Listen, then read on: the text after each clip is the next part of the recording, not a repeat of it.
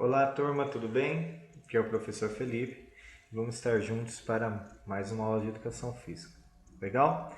Turma, nós vamos dar sequência ao conteúdo que nós aprendemos na aula online, certo?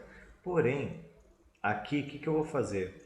Eu vou preencher mais esse conteúdo e eu vou dar um pouquinho de movimento a ele, né? Então, aquilo que ficou só no nosso pensamento e na nossa visão através de imagens, eu quero trazer através de vídeos, para que vocês possam ter uma experiência total, né? Vocês possam aumentar a questão do tamanho da experiência mesmo, né?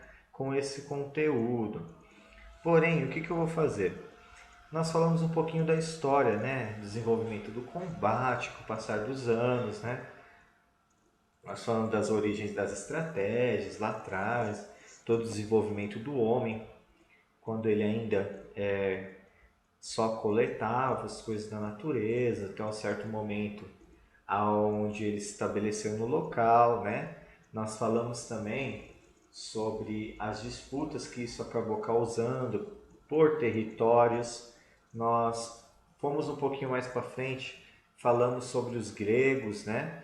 E as suas formas de lutas que se assemelham até em algumas questões com as lutas atuais, né? Algumas lutas em pé, outras lutas com derrubadas, imobilizações e também alguns tipos de lutas que misturavam todos os estilos. Depois, galerinha, a gente passou ali e falou um pouquinho, né, sobre a questão lá da Roma antiga, dos gladiadores, né, a forma de luta que tinha no Coliseu entre gladiadores, gladiadores contra animais, né, as bigas, como que funcionava, as corridas, né, com aquelas carroças de cavalos. Nós aprendemos todo esse contexto, falamos um pouquinho sobre isso. Falamos também sobre a forma de luta medieval, aprendemos um pouquinho sobre a esgrima, falamos que era algo muito utilizado, que era uma forma de luta muito comum naquela era medieval.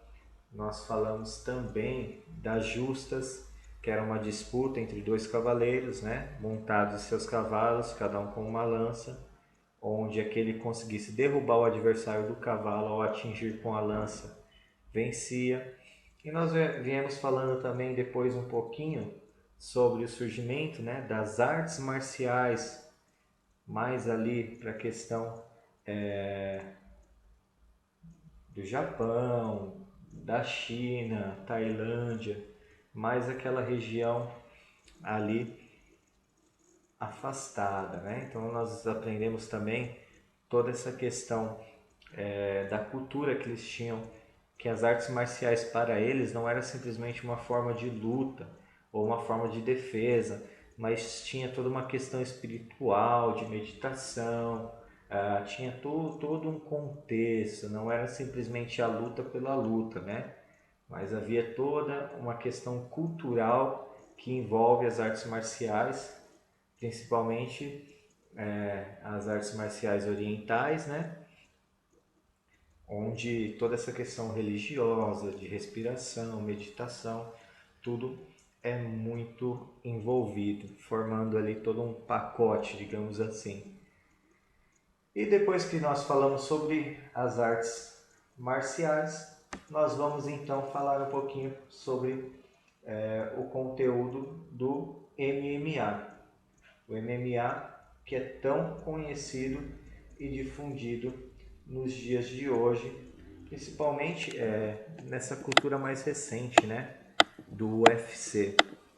Então nós vamos falar um pouquinho da história, da sua história, né, de desenvolvimento, e também vou colocar alguns vídeos ilustrativos para que vocês possam entender toda essa fase, desde do Vale Tudo até a evolução para os dias atuais, com as lutas do UFC, né, do jeito que a gente conhece, com eventos milionários e tudo mais.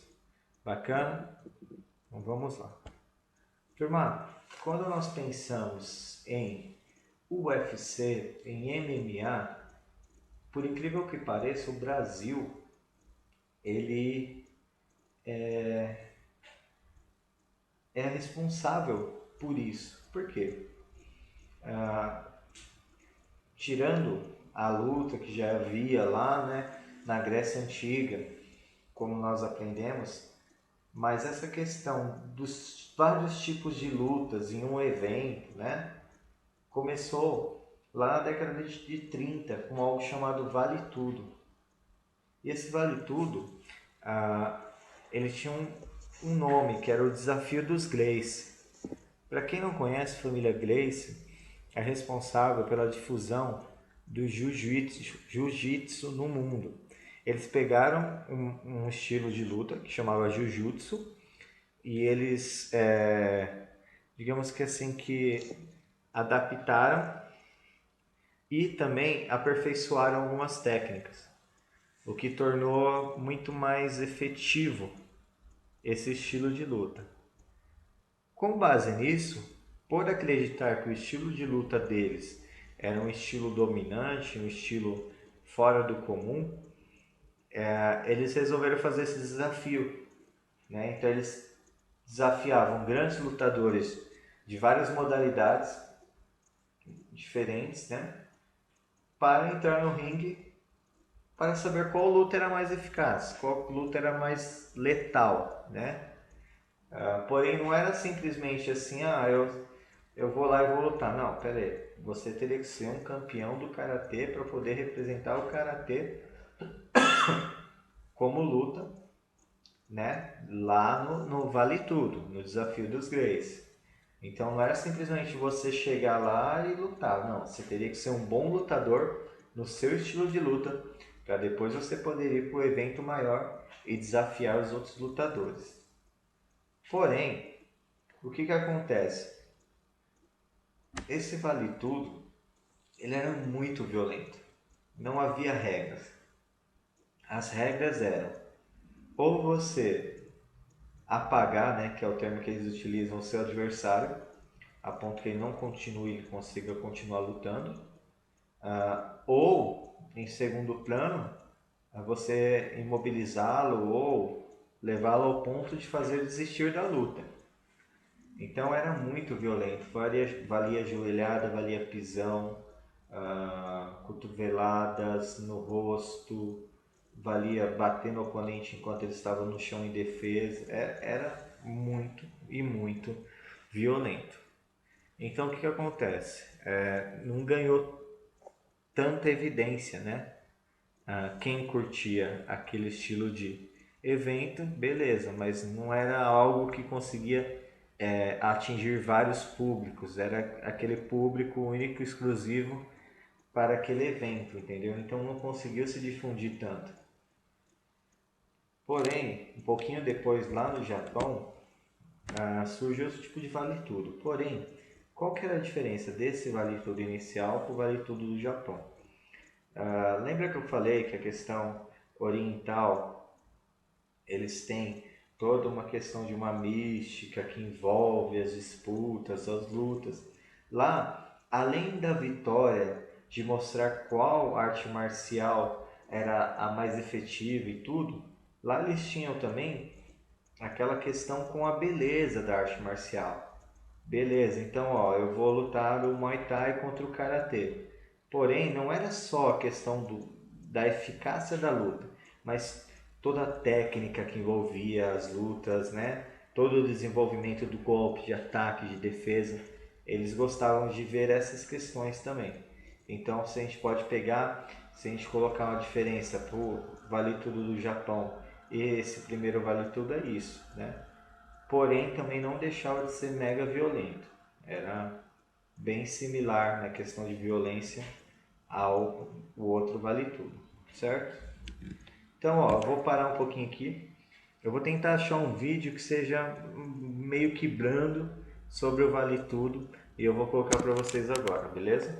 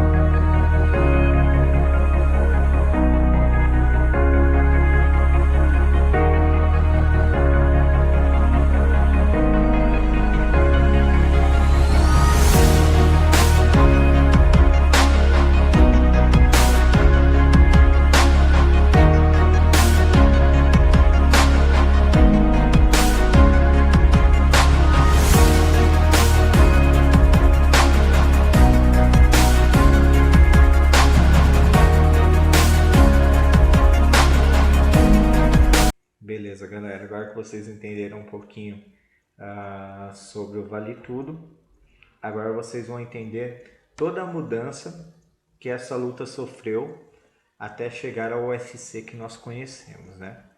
Então, assim, todo o direito autoral, no início, pertencia meio que à família Grace, né? Porque quando nós vimos lá no surgimento, eles foram responsáveis. Porém, tudo isso foi passado à frente, né? Então, compraram esses direitos e tornaram o que era conhecido como a War of the Worlds, né? Em Ultimate Fight Championship, né? Que é o famoso UFC que nós conhecemos. Então, esse cara aqui, ó, o Dana White, ele que foi o responsável por toda essa repercussão que nós temos hoje através do UFC, né? Então, assim, mesmo com as disputas lá do Pride, né, no Japão, que é conhecidíssimo, o único que conseguiu realmente cativar, puxar o público, criar um evento no qual fosse rentável, né, e que vários tipos de pessoas buscassem acesso, né, eles criaram realmente uma marca. Foi a questão do UFC, né?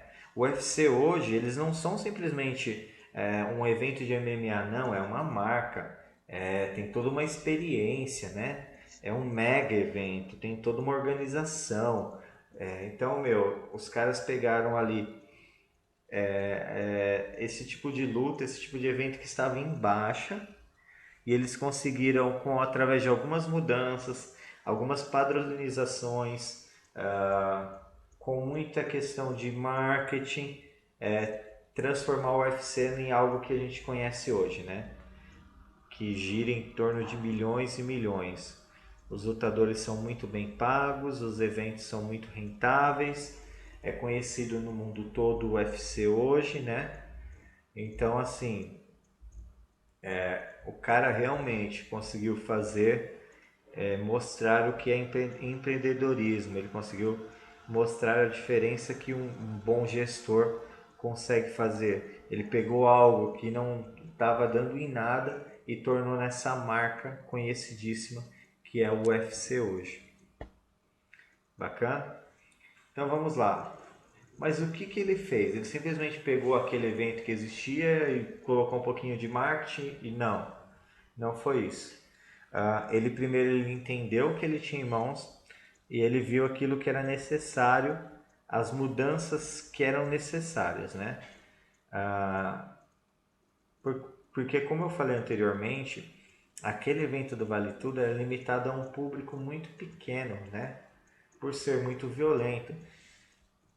Já o UFC, ele consegue envolver todas as faixas etárias. Mesmo com as características ainda um pouco violentas, há regras, há limites, não há exposição da violência tão escancarada.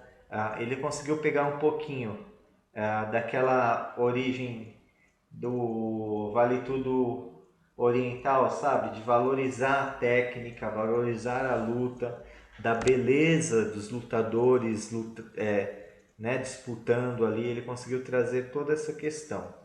E algumas mudanças que ele fez nas regras foram vitais para que o UFC chegasse ao que é hoje, né? Então, vamos lá. Vocês podem ver que são as regras até mesmo simples, né? Se a gente for ver no geral assim. Então, ele padronizou o uso de luvas. Antigamente, o pessoal do Karatê lutava sem luva, o pessoal do Muay Thai com as bandanas, cada um lutava de qualquer jeito.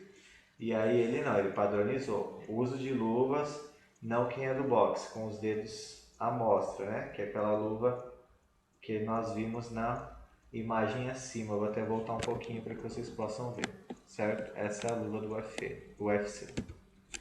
Outra coisa, uso de bandagens, né, pensando na questão de articulação, né, de manter mais firme as articulações das mãos, evitando lesões. E o uso do protetor genital e também, se eu não me engano, protetor bucal, tá? Coisas básicas, porém que ele entendeu que era necessário.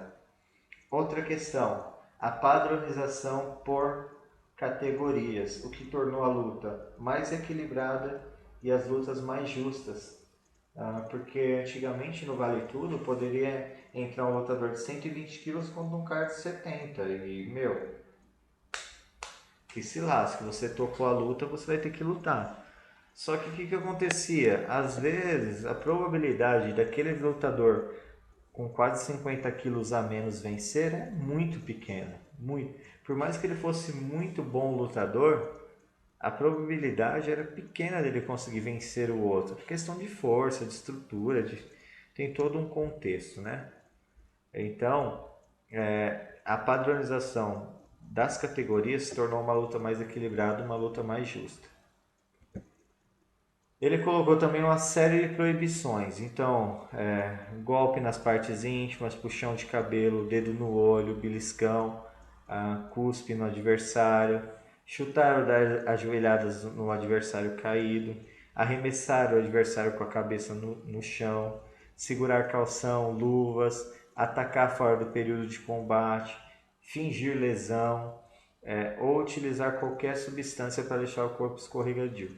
Por quê? Que ele teve que proibir todas essas coisas que, olhando, parece ser uma coisa assim boba, porque infelizmente no Vale Tudo tinha tudo isso, então ele precisou colocar essas regras. A gente olha e fala, não, mas numa luta não vai ter isso. Tinha. E ele teve que padronizar essas questões para tornar uma luta mais justa, uma luta mais profissional, vamos usar esse termo, certo? Beleza. Então, terminei. Mais uma questão aqui. Como que se vence uma luta de UFC? Nós temos a desistência do lutador. Normalmente isso ocorre quando esse lutador ele recebe um golpe de submissão, que seria uma imobilização. Então ele bate na mão do adversário, né, ou no braço, o adversário solta ele. Pode ser também por um lockout. Normalmente o lockout ocorre mais por socos, chutes ou cotoveladas, tá? Ou um lockout técnico. O que seria isso? Quando o adversário já apanhou muito, né, já tomou muitos golpes, ele está sem condição nenhuma de lutar. Bacana? Então vamos falar um pouquinho mais da parte técnica, que eu acho interessantíssimo. Como estratégia, nós temos dois tipos principais de estratégia. Então seria a luta em pé e a luta deitada. Porém, cada vai se apoiar naquilo que é o forte dele. Então, se o cara é um bom lutador de solo, ele vai escolher isso, seria um lutador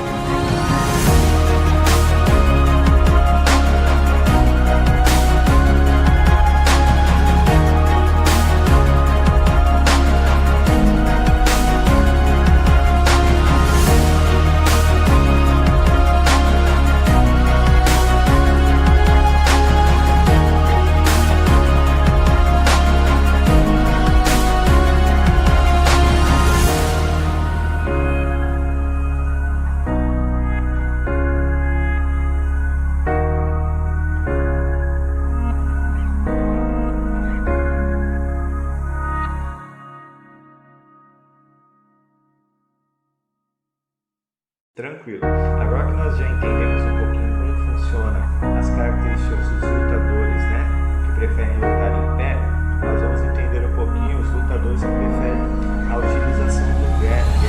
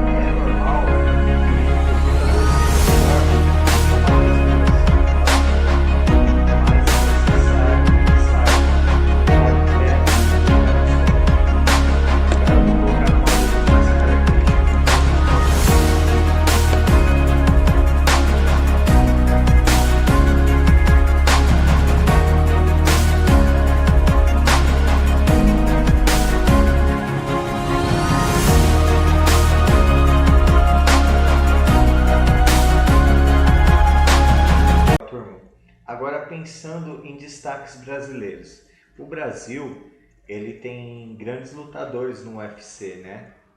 Lembrando que o próprio UFC migrou de uma competição originária brasileira, certo?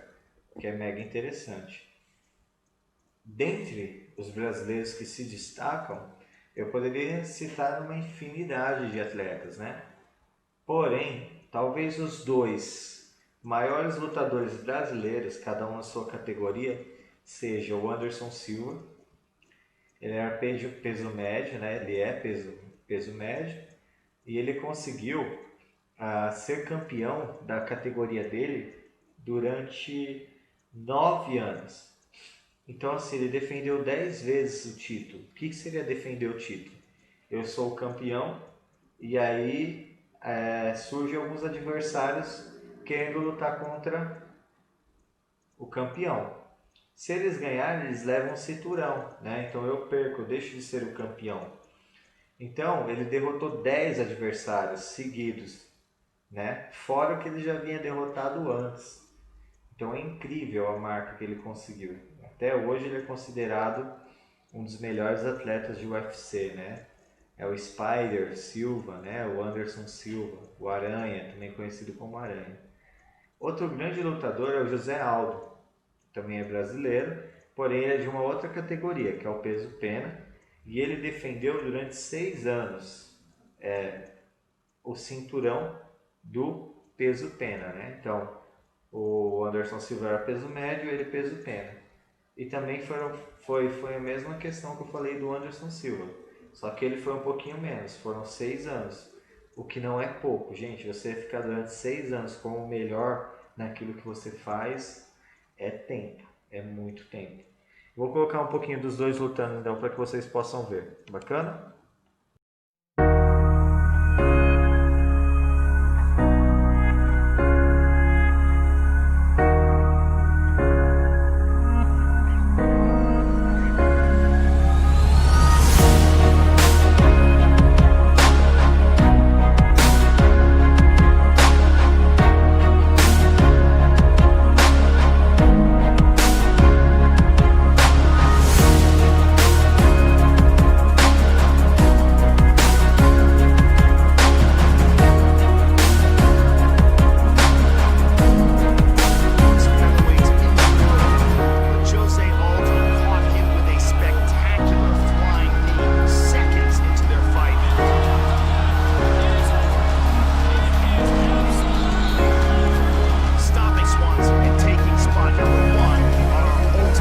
Então, galera, porém, as mulheres também não ficam atrás. A Amanda Nunes, hoje, ela conseguiu um feito exatamente nessa semana que se passou agora, no sábado, né? Ela conseguiu defender o título em duas categorias diferentes. Então, o que seria isso? Ela lutou, por exemplo, 70, eu não sei o peso correto, mas um exemplo, lutou contra lutador de 70 quilos. Ela foi lá e foi campeã e defendeu o título. E ela foi lá e lutou contra lutadores de 75 quilos e também foi campeã e defendeu o título. Nenhum homem conseguiu fazer isso, né? E ela conseguiu, ela é a única entre homens e mulheres a conseguir tal façanha, o que é loucura, loucura. Outra grande lutadora é a Cris Cyborg, né? Ela ficou durante muito tempo também como campeã. Talvez ela, junto com algumas outras lutadoras, como a Ronda, elas abriram o espaço das mulheres no UFC, né? Então ela é importantíssima assim, para a história do Brasil na luta e para a história da luta. Bacana, turma? Então vamos lá assistir as duas lutando?